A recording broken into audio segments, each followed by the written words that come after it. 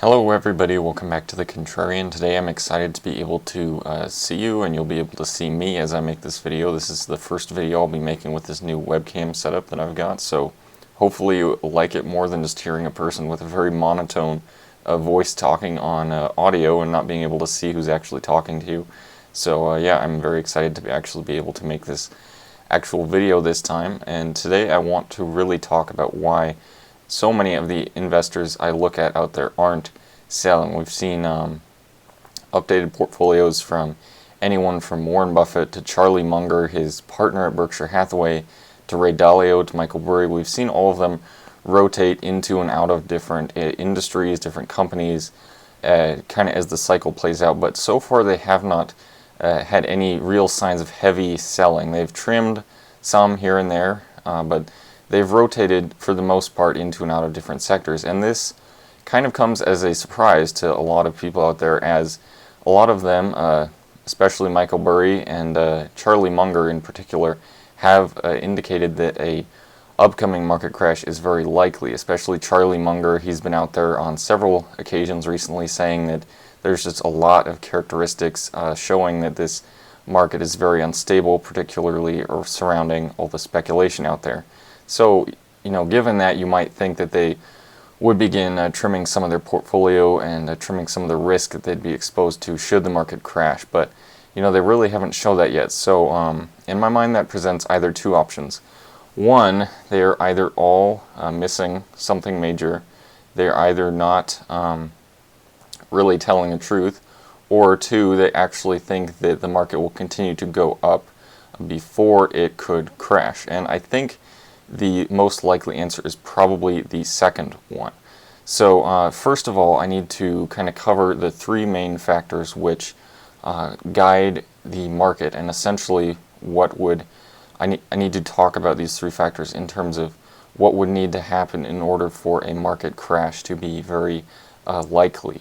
And one of these three factors is not there yet. And the three factors I'm going to talk about are fundamentals, technicals, and investor psychology. And the first two have obviously been what everyone has been pointing out in terms of the market being in a very unstable position, because fundamentals and technicals for the last several months at least, if not before then, have all indicated that the market is at historic high valuations, and that a upcoming market correction, if not complete crash, is very likely. However, the third one, investor psychology, has been not there yet. And in terms of what I'm referring to is that investors have been very hesitant. They have not, piled in as much as they typically do right before the market typically crashes. So let's look back at some past examples, such as the dot-com bubble, the housing bubble, and even the 1929 bubble. That's almost 100 years ago, but still very pertinent to this kind of market.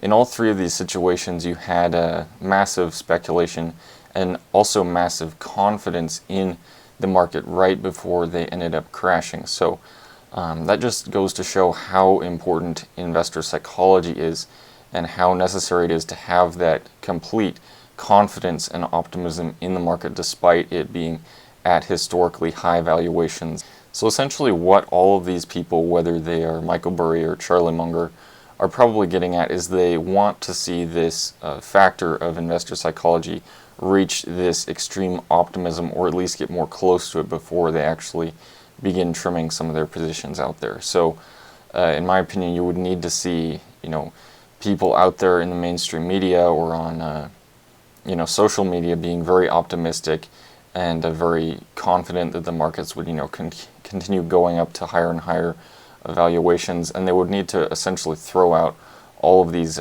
fundamentals that they've been pointing out in the past. They would need to say, we're in a new paradigm now, we're gonna never crash again, we're in an entirely new situation of some sort of new monetary system or whatever. You need to see some kind of a blind confidence like that before you actually enter a very risky environment in which the market could actually crash. So that's mainly what I'm getting at in terms of why I still think a upcoming melt-up, or at least an upcoming rally, a final rally, could be very likely soon. If that sentiment does finally change, it could either send stocks up dramatically, or it could send them up just as they've continued to rally gradually. Now, the reason why I've tended to think, and why I still do think, that a broader market melt-up is more likely than a period of stagnation is that of all of this unprecedented government stimulus money and spending making its way into the real economy and then boosting earnings and outlook on many of the prominent stocks and companies out there, and therefore driving expectations in the market and expectations for inflation significantly higher, and then therefore causing more and more investor optimism, more and more investor just getting on the bandwagon regardless of fundamentals.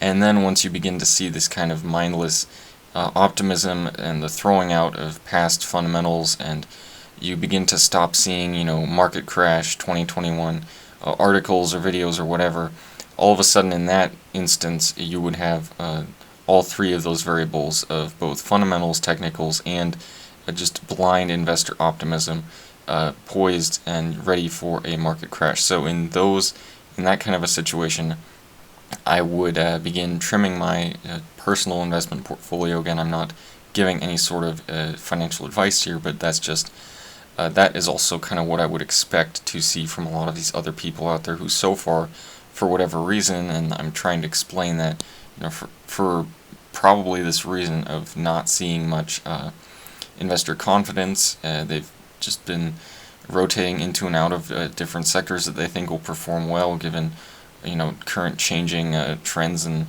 current government programs and whatever. But all that being said, none of this is to be taken in any way as financial advice, and I hope you guys enjoyed this video.